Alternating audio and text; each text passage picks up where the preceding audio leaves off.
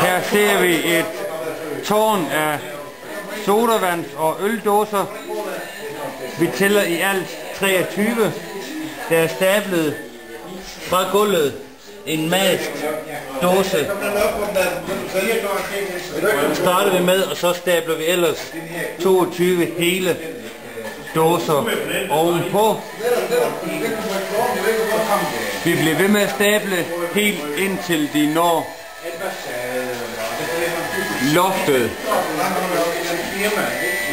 Og som I kan se, så er den selvfølgelig helt nede på gulvet, og den er helt oppe på loftet. Den er i spænd og kan dermed stå af sig selv. Jeg zoomer ud igen, og for at bevise det ikke, at den ikke står op af noget, så vil Lasse nu gå en tur rundt om. Det er filmtræk, det er filmtræk.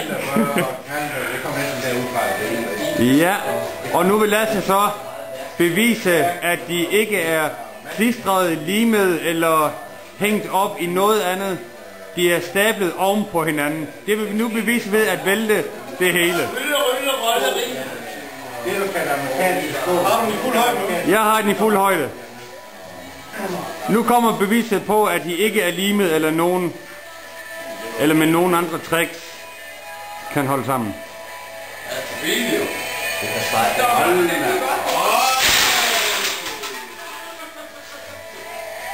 Og vi stopper her.